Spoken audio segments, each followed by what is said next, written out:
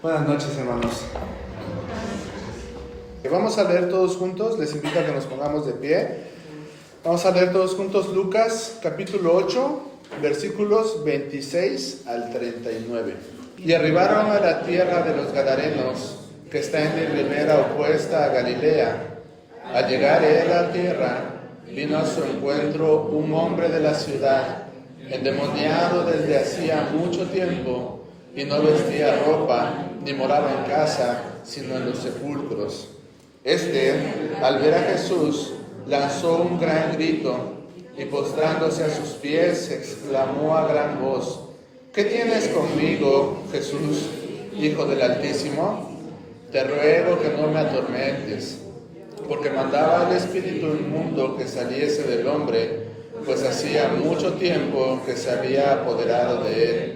Y le ataban con cadenas y grillos, pero rompiendo las cadenas, era impelido por el demonio a los desiertos.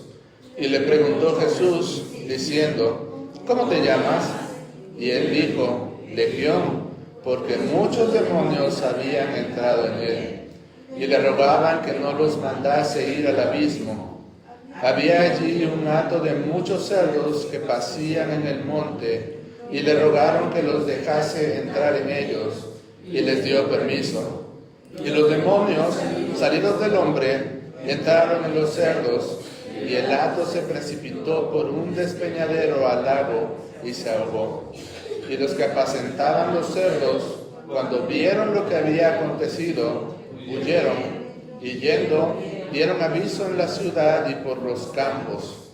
Y salieron a ver lo que había sucedido, y vinieron a Jesús, y hallaron al hombre de quien habían salido los demonios, sentado a los pies de Jesús, vestido y en su cabal juicio, y tuvieron miedo.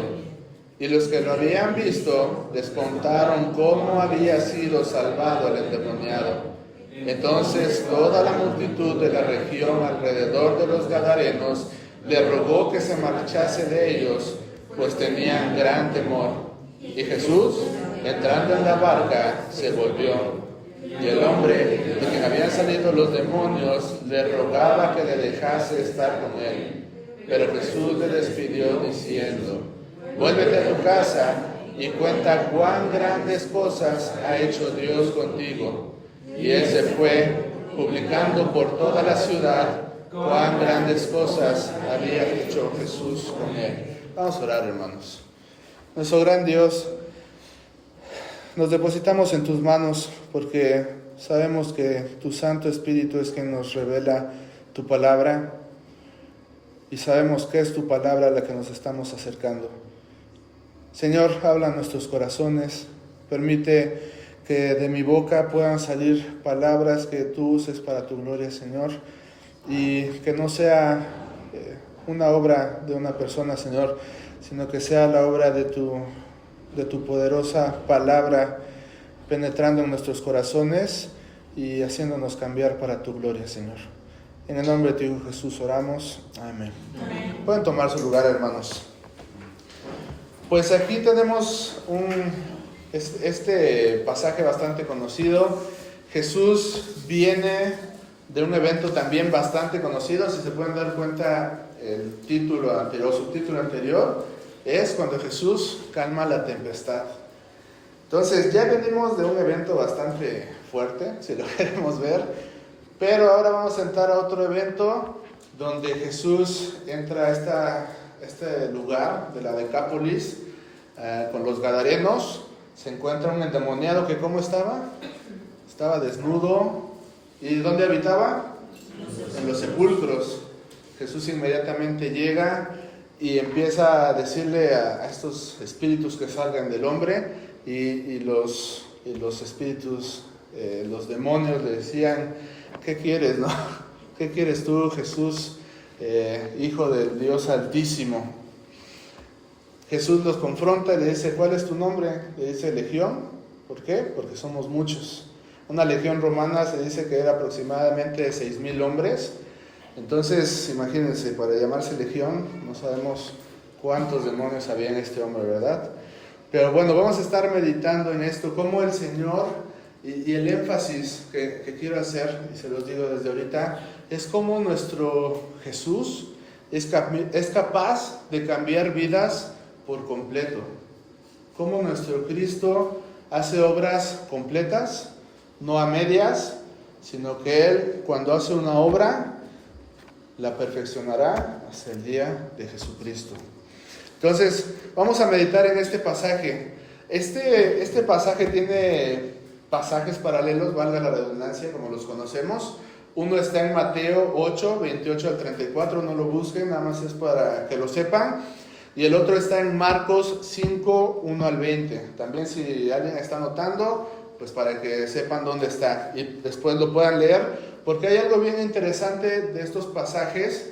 A mí me gusta mucho el relato de Lucas, se me hace muy conciso, pero incluso las diferencias entre Mateo, que Mateo nos dice que eran 2 endemoniados. Mateo nos dice 2, Marcos y Lucas nos dicen que era 1. ¿Por qué? Probablemente, dicen los teólogos, que sea porque sí eran 2 endemoniados, pero el que tenía más gravedad, si lo quieren ver de alguna manera, era pues del que se relata, ¿no? El que relata Marcos y Lucas. Y algunos otros estudiosos comentan que probablemente menciona que eran 2 por esta cuestión en Deuteronomio se menciona que debe haber 2 testigos para declarar alguna cuestión. No sabemos a ciencia cierta cuál sea la diferencia, pero es el mismo relato. El pasaje de Marcos está también muy hermoso. Él se despliega un poco más y nos cuenta un poquito más de detalles. Pero bueno, vamos a meditar en el pasaje de Lucas. Y quiero dividir este tema en 3 grandes puntos. En 3 puntos, diría el hermano Mateo. Vamos a ver nada más 3 puntos y nos vamos. Pero vamos a meditar en esto. Y el primero es acerca de lo que vemos revelado acerca de la obra de Satanás. Estamos viendo a un hombre que está poseído, estamos viendo a un hombre que estaba lleno de demonios. ¿Y por qué decimos que es la obra de Satanás? Y podemos decir que son demonios, ¿no? No es Satanás mismo. Pero, evidentemente, si podemos decir que hay 2 bandos, sabemos que los demonios están o sirven a Satanás. Entonces, estamos viendo aquí cómo Satanás está obrando en la vida de una persona. ¿Y qué es lo que podemos ver? La definición del nombre de Satanás. ¿Qué significa Satanás? ¿Alguien sabe? Adversario o enemigo. Eso es lo que significa el nombre de Satanás. Entonces, desde ahí ya nos damos una idea bastante amplia de qué es lo que hace Satanás, ¿no? Nosotros estamos bajo una creación perfecta de Dios, pero Satanás siempre se ha encargado de ser el adversario y de pervertir toda la obra perfecta de Dios. Entonces, vemos algunas definiciones. En Juan 10:10, les voy a pedir que alguien lo busque y en cuanto lo encuentre nos lo pueda leer. Y alguien más que busque Primera de Pedro 5:8. Y en cuanto lo encuentren, por favor, lean. Juan 10:10 y Primera de Pedro 5:8.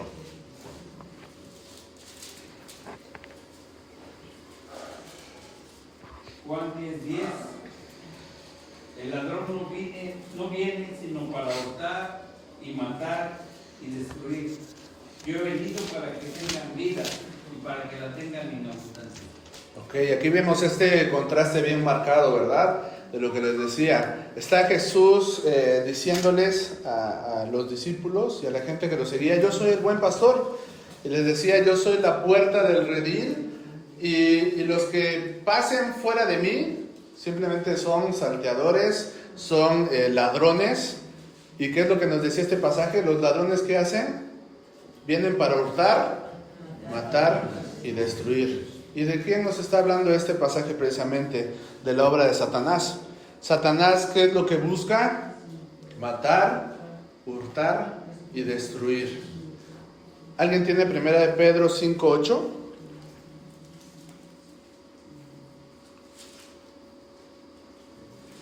Sed pues sobrios diablo, como león rugiente, anda alrededor buscando a quien devorar. Gracias. ¿Qué está haciendo el diablo, el adversario, Satanás? Está como león rugiente, como un león que está acechando a su presa y que al mínimo descuido, ¿qué va a hacer? A devorar. ¿Y qué nos habla esto de devorar? Precisamente lo que estábamos leyendo hace rato en Juan 10:10, ¿verdad? Que Él va a matar y destruir. Entonces, esta es la obra de Satanás. Debemos de tenerlo bien claro, que Satanás lo que viene a hacer es hurtar, matar y destruir. Esa es la obra de Satanás, eso es lo que él está haciendo. ¿Y cómo lo vemos reflejado en este hombre? Este pobre hombre, habíamos leído en el pasaje que pues vivía desnudo. Esto nos habla de que precisamente esta moral que traemos interna de la vergüenza, si lo quieren ver, acerca de la desnudez, ya él no sentía esto, él no sentía vergüenza. Esa moral ya estaba destruida por estos demonios que tenía dentro de él. ¿Y qué otra cosa podemos ver? Que vivía entre los sepulcros. Él realmente ya estaba aislado de la demás gente. Y esto es precisamente lo que el enemigo está buscando hacer, destruirnos. El relato de Marcos nos despliega un poco más cuál era la situación de este hombre. Si quieren, vamos a Marcos 5.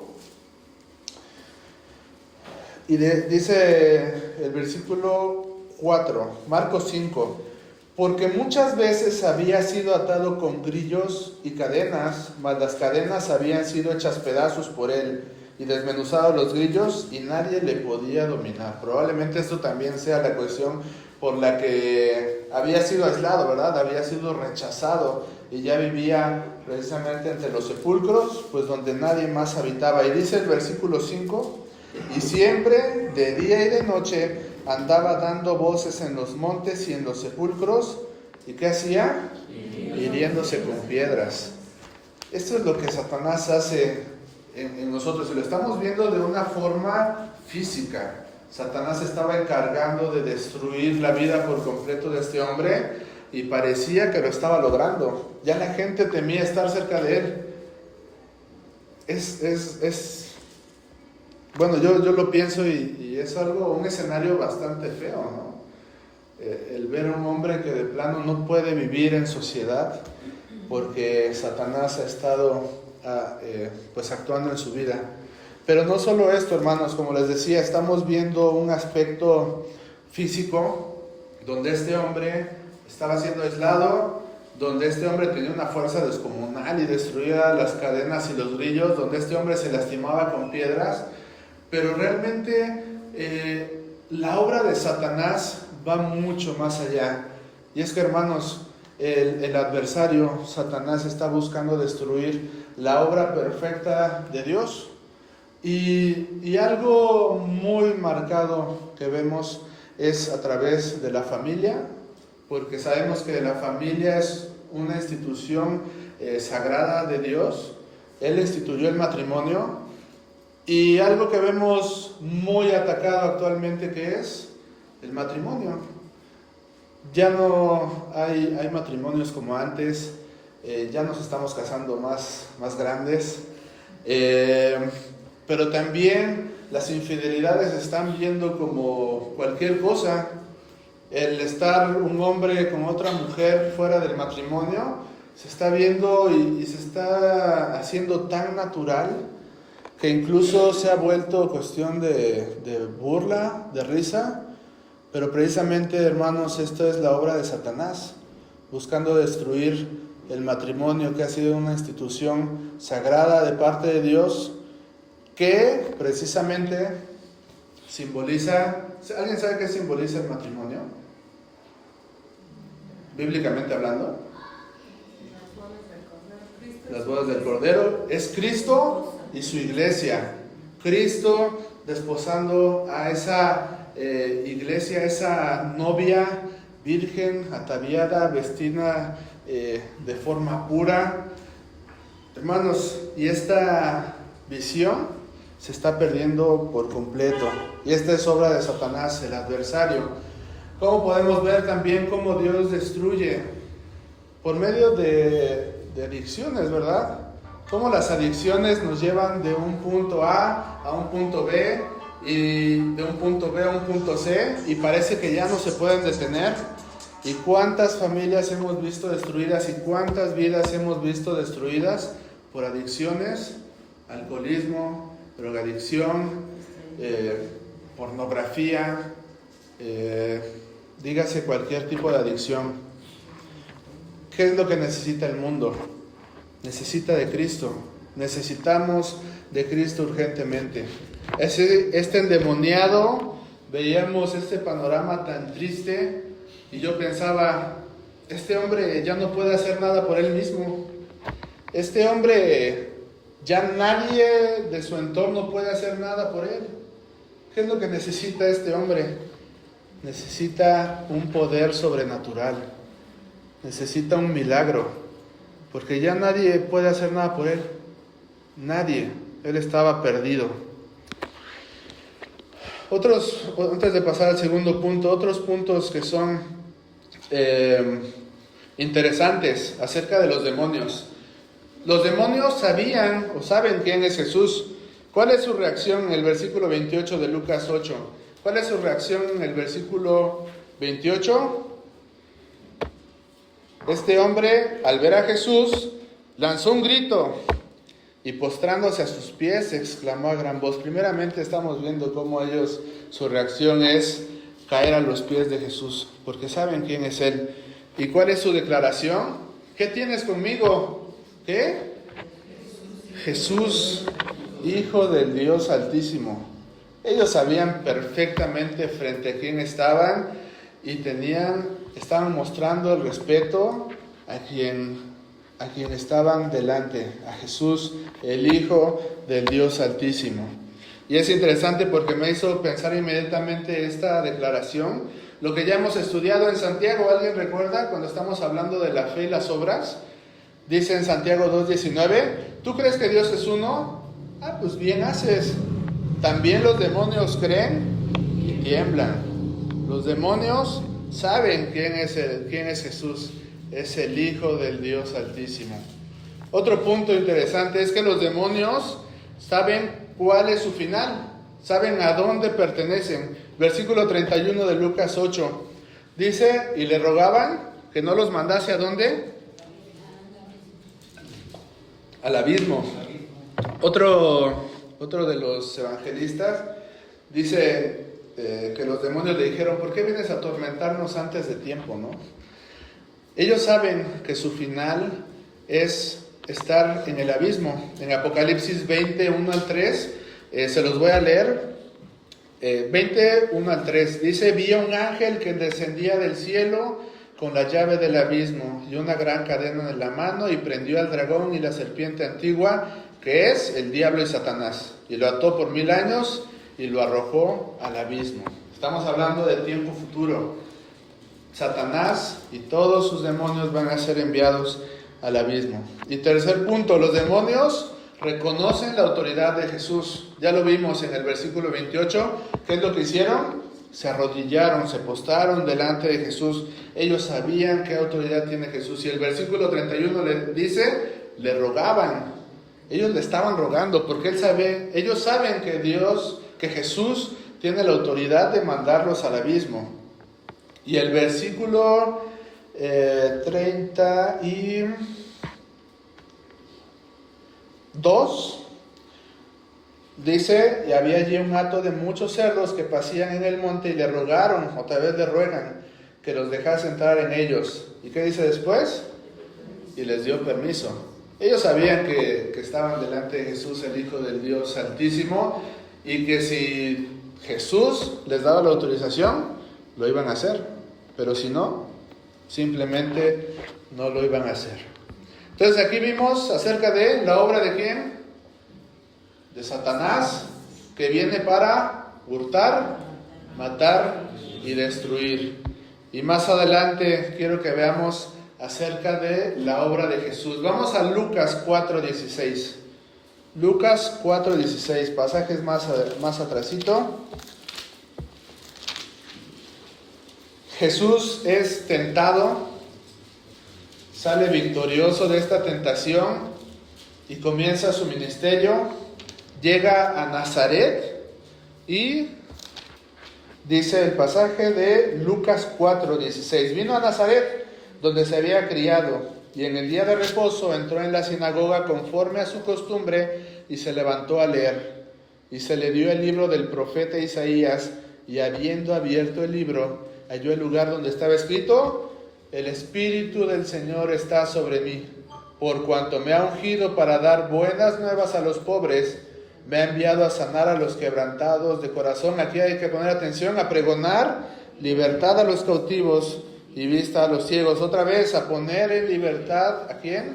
A los oprimidos, a predicar el año agradable del Señor. Y enrollando el libro, lo dio al ministro y se sentó, y los ojos de todos en la sinagoga estaban fijos sobre él. Y esta parte me encanta. Y comenzó a decirles: hoy se ha cumplido esta escritura delante de vosotros. Y estos hombres estaban encantados con las palabras de Jesús, ¿verdad? Al principio. Ya cuando les dijo Jesús: pero ningún profeta ¿cómo dice? Ningún profeta es acepto en su propia tierra. Y les empieza a narrar las historias de Elías, ¿no? Cómo lo desecharon. Entonces ahí ya se enojan y dicen: no, pues vamos a matarlo, ¿no? Pero bueno, lo interesante o lo que queremos resaltar en este pasaje es que la profecía de Isaías 61 estaba siendo cumplida en Jesús, y este es parte de la obra de Jesús. Parte de su misión era poner en libertad a los oprimidos, era a pregonar libertad a los cautivos. Este hombre necesitaba esa libertad, este hombre necesitaba ser liberado. ¿Y quién más podría hacer esto sino solamente Cristo en este ministerio milagroso que Él estaba haciendo en la tierra? Y algo de las características que más me impactan acerca de Jesús es acerca de su compasión. Me gusta mucho cuando leo la palabra, los evangelios, y dice que en varias ocasiones que ve a las personas y dice que Jesús tuvo compasión de ellas. Y esto es algo que nosotros deberíamos imitar, pero bueno, ese es otro tema. Vamos a concentrarnos en este. El corazón compasivo de nuestro Señor Jesucristo lo llevó a buscar la liberación de este hombre. ¿Qué es lo que hizo Jesús inmediatamente que vio a este hombre? Dice el versículo 29, que mandaba al espíritu inmundo que saliese del hombre. ¿Por qué? Porque como Jesús mismo lo dijo en Juan 10:10, que Satanás viene para hurtar, matar y destruir, pero Jesús, ¿qué dice? Yo vine para daros vida, y vida en abundancia. Lo que nuestro Señor Jesucristo busca es darnos vidas nuevas, vidas cambiadas. Y esto es algo que sucedió en la vida de este hombre, porque después se le dice el endemoniado gadareno, ¿verdad? Pero después ya no era el endemoniado gadareno, era el hombre gadareno, no sé cómo decirle, no sabemos su nombre. Pero fue una realidad en la vida de este hombre. Como les decía hace rato, estaba ya en el punto más bajo, donde ya no había salida,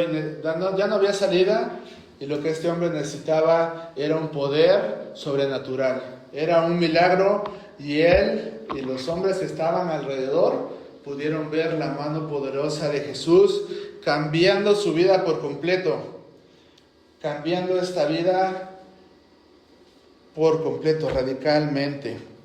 Dice el versículo 35, y salieron a ver lo que había sucedido, y vinieron a Jesús, y hallaron al hombre. Esto está hablando de los que estaban apacentando a los cerdos. Y hallaron al hombre de quien habían salido los demonios. ¿Cómo estaba? Sentado a los pies de Jesús, vestido y en su cabal juicio.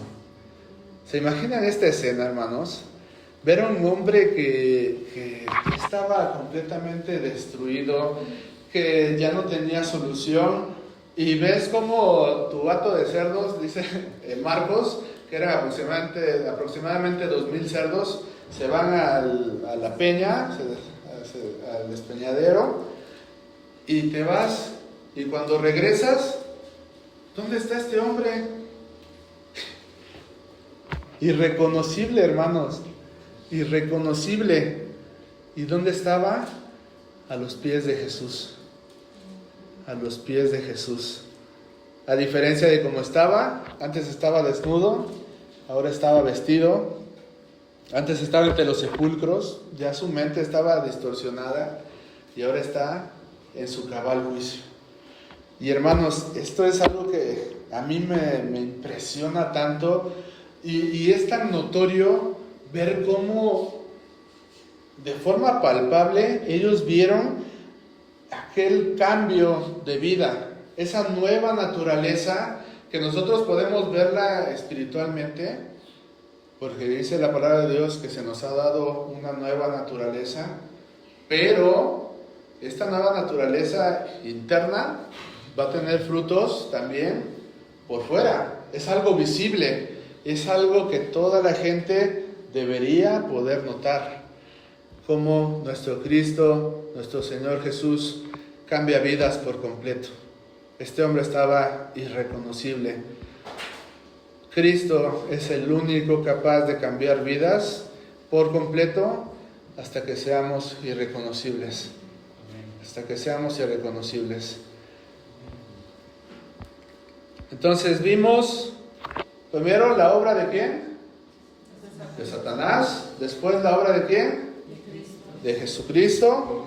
Y ahora vamos a ver el tercer punto, que es la respuesta del hombre, la respuesta de nosotros ante la obra de Cristo. Del hombre natural, del hombre que no es creyente, ¿cuál fue su reacción? Versículo 37. Entonces toda la multitud de la región alrededor de los Gadarenos le rogaron, no fue una petición, así normal, le rogaron que se marchase de ellos. ¿Por qué? Porque tenían gran temor. Y Jesús, entrando a la barca, se volvió. Y yo pensaba, ¿temor de qué?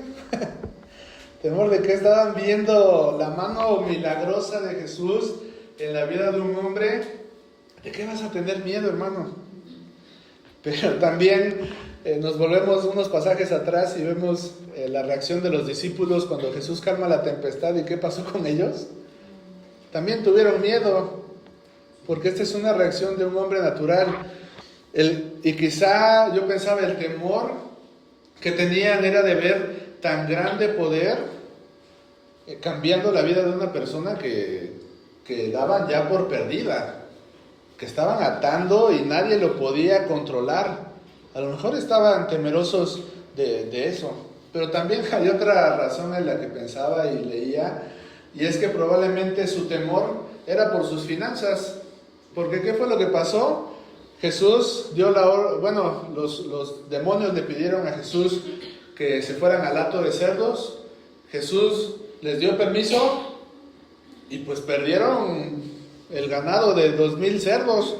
Imagínense en un sentido monetario cuánto equivale esto. Yo no sé en cuánto esté un cerdo, ¿verdad? Pero pues sé que no son baratos. Sé que no es como comprarte, no sé, una cajita de chicles, ¿no? O sea, hablando monetariamente, estamos hablando de que a lo mejor ellos tuvieron temor de que esto se volviera a repetir y volvieran a perder su dinero. Pero hermanos, ¿se dan cuenta de qué tan trastornada está la mentalidad del hombre? Que les importaba más el dinero que ver a un pobre hombre endemoniado liberado. Su corazón estaba en otra cosa. Sus intereses estaban sobre el dinero y perdieron de vista que la vida de un hombre estaba de por medio. Y esto es preocupante porque eso no sucedió solamente en esa ocasión, sino que sigue sucediendo.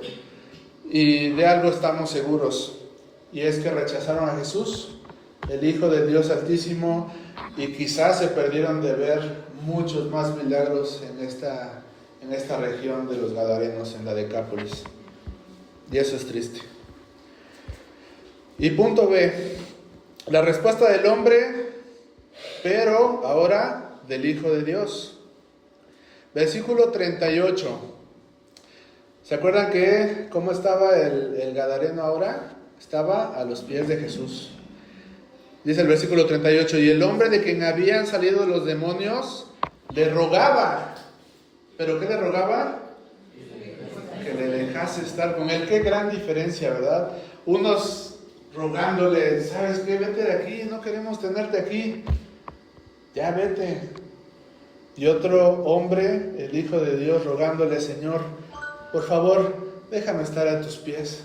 Señor, por favor, déjame seguirte. Y esta es una reacción de los hijos de Dios. Los hijos de Dios buscamos estar cerca de nuestro Salvador y seguir su voluntad. Y esta es una pregunta que yo creo que todos saben la respuesta y quiero escucharlos. ¿Cómo nosotros podemos estar cerca de Jesús? A través de la oración y a través de las Escrituras, la palabra de Dios. Es la forma en que nosotros podemos hablar con Él por medio de la oración y por medio de la palabra de Dios, la Biblia. Él nos habla a nosotros. Es como nosotros podemos tener comunión con nuestro Dios. Sabemos la respuesta claramente, hermanos. Pero, ¿qué tanto buscamos estar cerca de Jesús durante toda la semana? Le contaba a nuestro hermano, ¿no?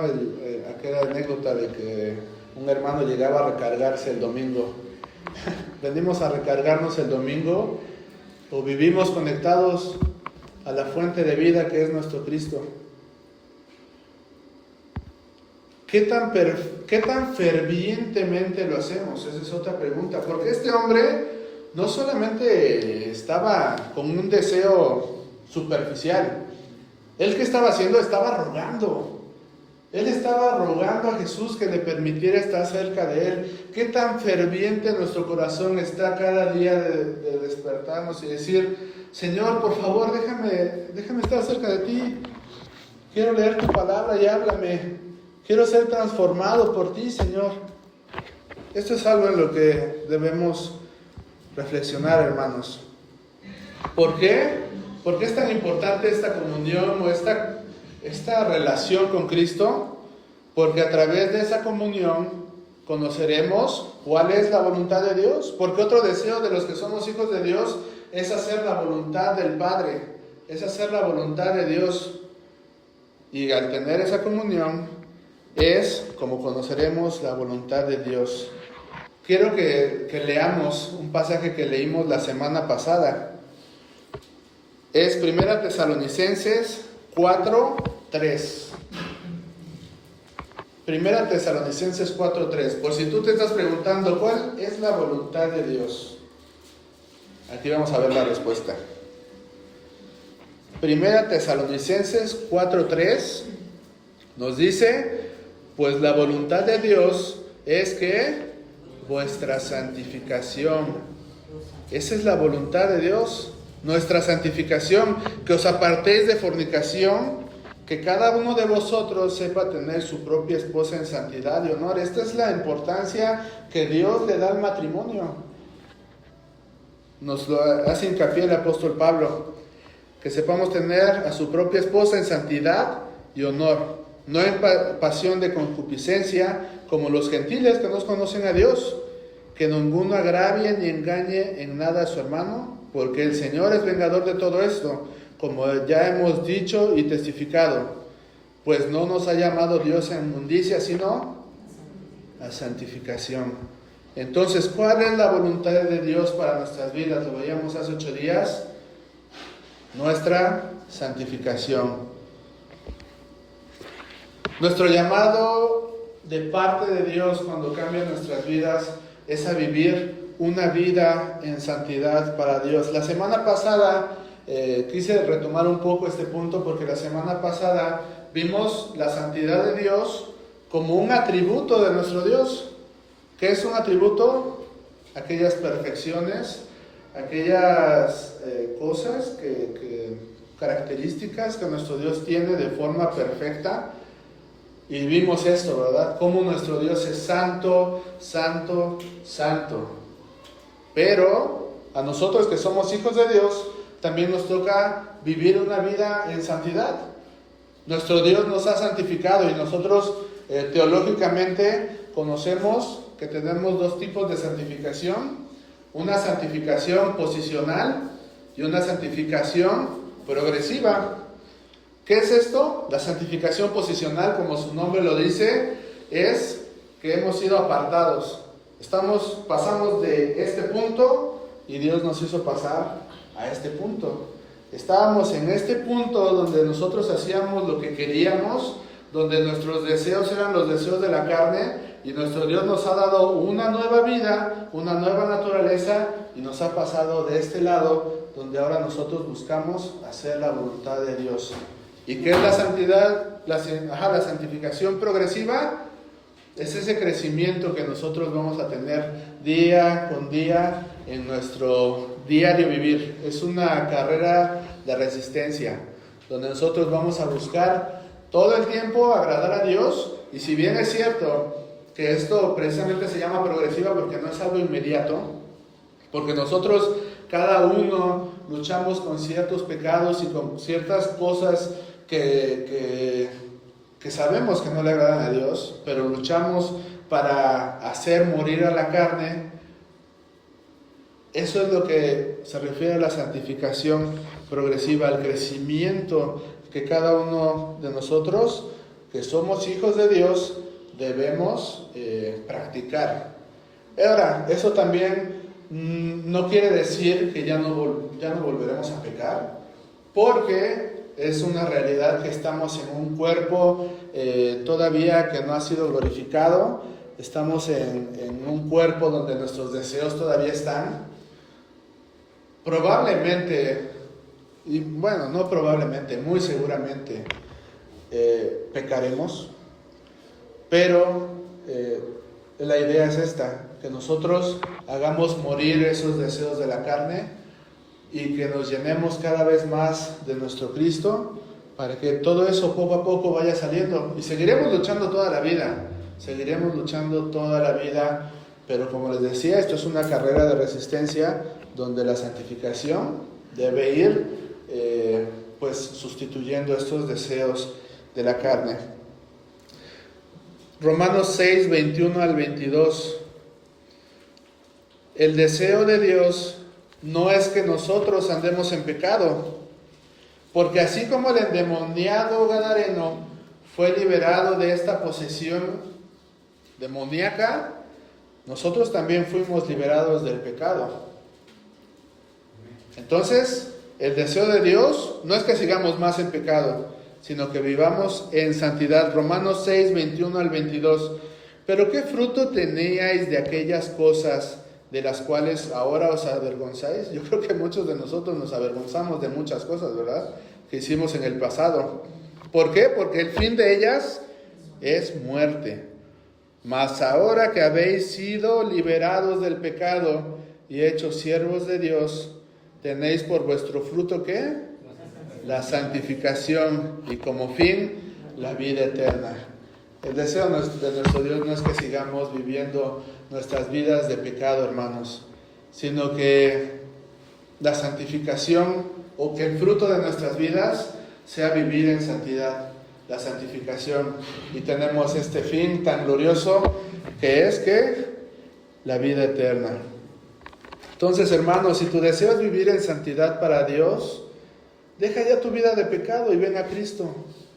Como les dije hace rato, nuestras vidas no son perfectas, pero Primera de Juan nos ha dejado esta palabra de tanto alivio al corazón, que dice Primera de Juan 2:1: hijitos míos, estas cosas os escribo para que no pequéis.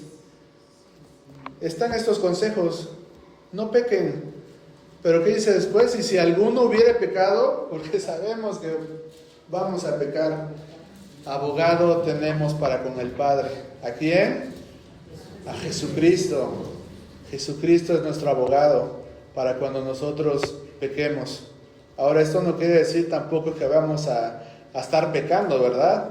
No quiere decir que vamos a pecar deliberadamente porque sabemos que, pues el Señor después me va a perdonar. Sí, el Señor perdona, pero este no es el verdadero corazón de un creyente. El verdadero corazón de un creyente es aquel que evita y repudia el pecado. Pedro nos exhorta a dejar nuestra vida pasada. Vamos a Primera de Pedro 4. Primera de Pedro 4.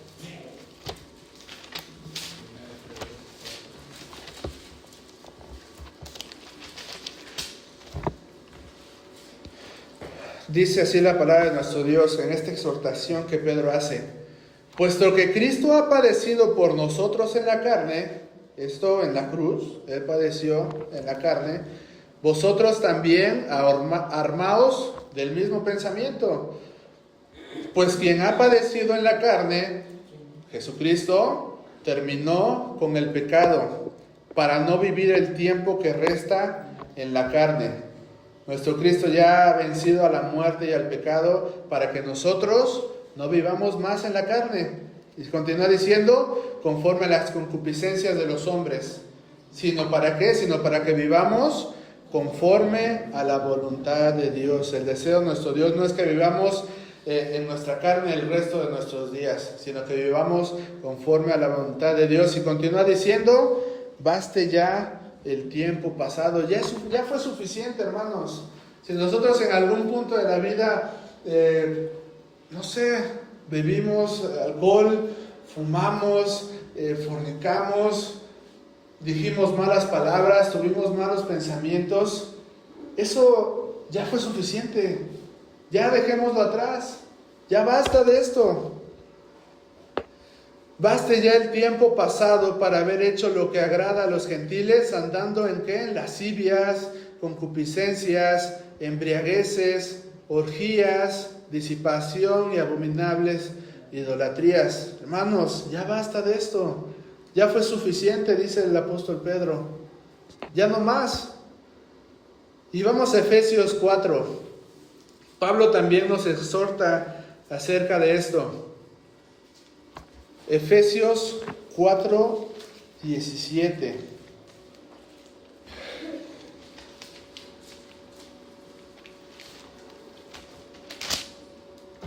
Dice así: esto pues digo y requiero en el Señor, que ya no andéis como los otros gentiles, que andan en la vanidad de su mente. Hermanos, ya no andemos como los gentiles. Nosotros somos hijos de Dios, teniendo el entendimiento entenebrecido, ajenos de la vida de Dios por la ignorancia que en ellos hay, por la dureza de su corazón. Nuestra naturaleza ya no es esta, hermanos.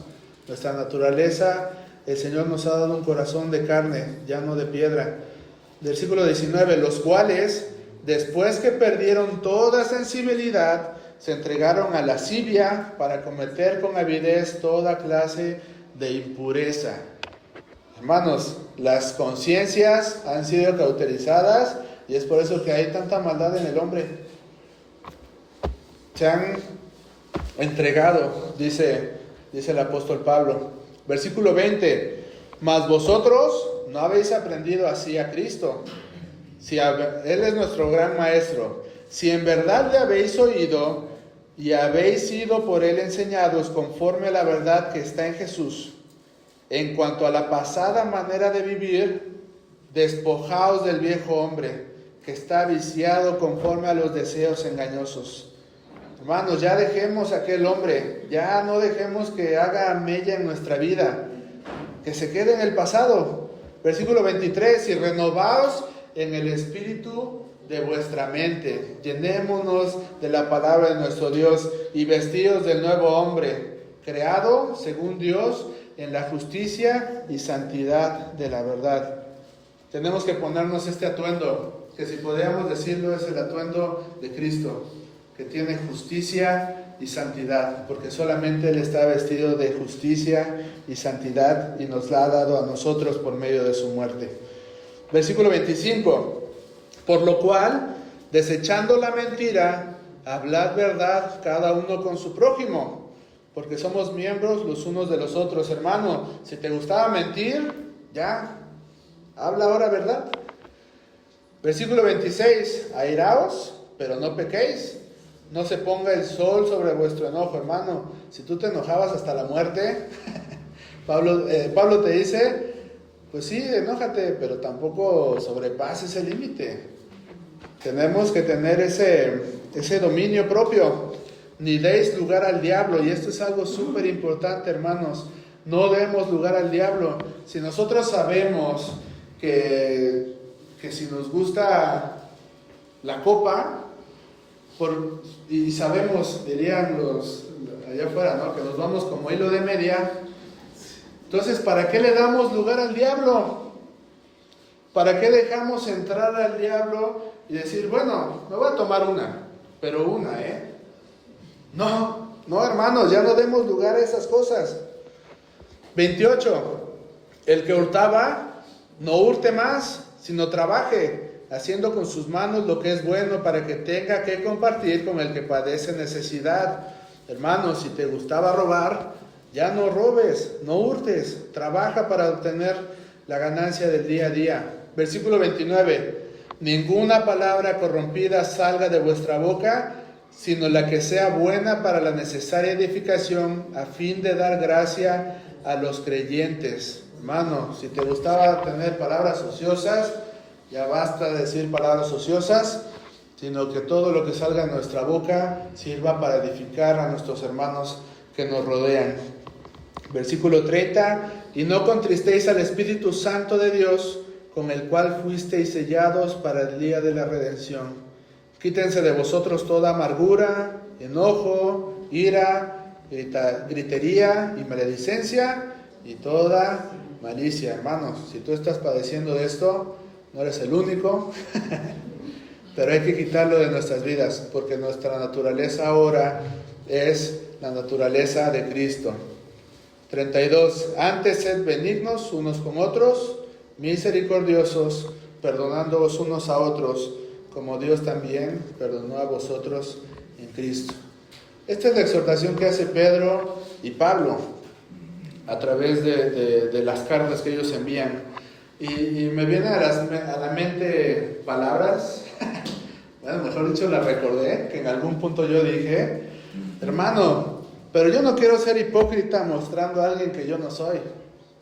Hermano, es que quien ahora eres tú es una nueva criatura en Cristo. Tú ahora eres una nueva criatura. No estás siendo hipócrita. Eres más hipócrita si sigues haciendo estas cosas cuando tú dices ser hijos de Dios. Otra cosa, hermano, pero Dios conoce mi corazón y lo que piensan los demás, pues realmente no importa. Hermano, claro que importa. Vivir una vida en santidad importa, tu testimonio importa, porque ¿sabes qué? Muchas veces el nombre de nuestro Dios es blasfemado por nuestro testimonio. Entonces, claro que importa. Si el nombre de nuestro Dios es blasfemado, claro que importa nuestro testimonio, hermanos. Hermano, pero yo no le hago daño a nadie con esto. Hermano, claro que estás haciendo daño. Podemos hacer caer a los pequeños y con nuestro testimonio. ¿Y sabes qué dice Jesús acerca de esto? Que es mejor que te ates una piedra de molino al cuello y te avientes al mar. Así de grave es esta falta. Entonces, claro que le estamos haciendo daño a alguien si seguimos viviendo en pecado, diciendo que somos hijos de Dios.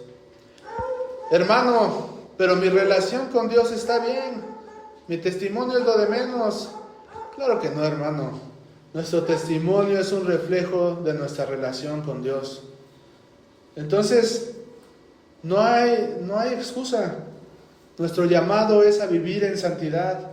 Nuestro llamado es a buscar hacer la voluntad de Dios, y la voluntad de Dios es nuestra santificación. Y hermanos, que nuestro deseo sea como el gadareno, que sea estar a los pies y rogar a nuestro Cristo: Señor, déjame estar contigo, déjame estar a tus pies cada día haciendo tu voluntad. Para terminar, el hombre gadareno quiso seguir a Jesús. ¿Pero cuál fue la respuesta de Jesús? Volvemos a Lucas 8, versículo 37 al final. Lucas 8, 37 al final. Dice, y Jesús, entrando a la barca, se volvió, y el hombre, era el 38 al final, pero Jesús le despidió diciendo, vuélvete a tu casa y cuenta cuán grandes cosas ha hecho Dios contigo. Y él se fue publicando por toda la ciudad cuán grandes cosas había hecho Jesús con él. ¿Se dan cuenta de esto, hermanos? Este hombre le ruega a Jesús diciéndole, déjame estar contigo. Y Jesús le da una orden. ¿Cuál fue? Regrésate a tu casa y ve y cuenta cuán grandes cosas ha hecho Jesús contigo. Esta fue una respuesta inmediata. Fue una indicación de parte de Jesús y fue una respuesta sin poner peros, sin poner excusas, sin poner pretextos. El hombre que hizo obedeció a la orden de Jesús de dar testimonio y predicar el Evangelio de Jesucristo. Y hermanos, ¿sabes qué? Esta orden no fue solamente para el endemoniado. Nosotros tenemos una gran comisión de ir y predicar el Evangelio a toda criatura. Hermanos, ¿qué tanto nos estamos ocupando en compartir el Evangelio? ¿Qué tanto nos estamos ocupando en eso? Creo que y hablo también por mí, carecemos mucho de ello. Y yo sé que hay hermanos que comparten con mucha avidez el Evangelio, pero vemos otros que carecemos de ello. Y ¿saben qué, hermanos? Debemos poner manos a la obra. Hermano, pero yo no sé cómo evangelizar. Es la respuesta inmediata, ¿verdad? Yo no sé cómo hacerlo. ¿Y sabes qué? El mismo pasaje nos lo dice. ¿Qué dice? Hermano, y te lo digo a ti, ve y cuenta cuán grandes cosas ha hecho Dios contigo. Nuestro testimonio es nuestro principal método de evangelismo. Cuán grandes cosas ha hecho Dios con nosotros. Y se los digo personalmente, hermanos, si ustedes hablan acerca de esto, van a atrapar la atención de la gente. Como este hombre, como este Yair, ahora es diferente, ¿no?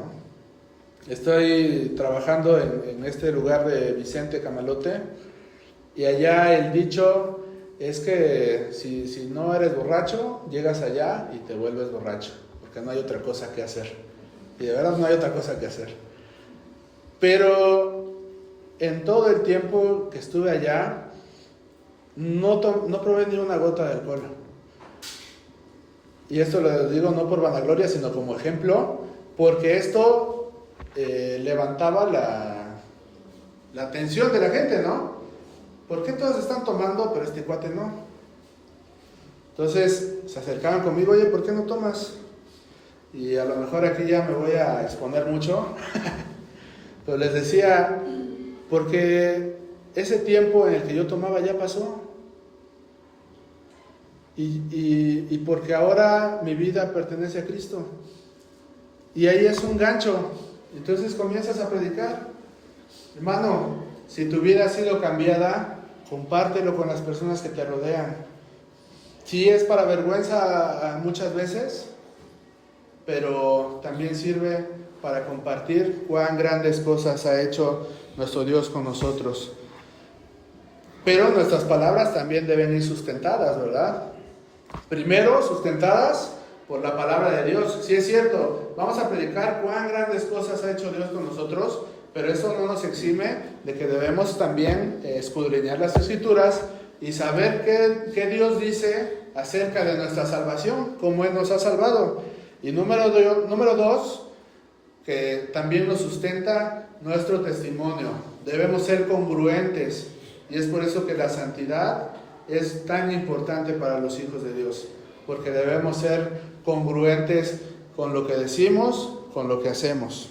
Así que, hermano, este es el mensaje de esta noche, y si tú ya eres hijo de Dios, solamente te puedo decir, vive para la gloria de Dios, vive en santidad para la gloria de Dios. Y si ya eres hijo de Dios, pero sabes que hay un pecado que aún está en tu vida y que no has podido dejar, acércate a Jesús. Ya leímos que Él es nuestro abogado y que Él nos perdona de todo pecado, como lo vimos en 1 de Juan. Acércate a Él en arrepentimiento y cambia tu vida de rumbo. Y pídele a Dios, y esto también para todos los que somos hijos de Dios, pídele a Dios, como el salmista decía, muéstrame aún los pecados que me son ocultos, para que todos esos pecados los hagamos morir día con día.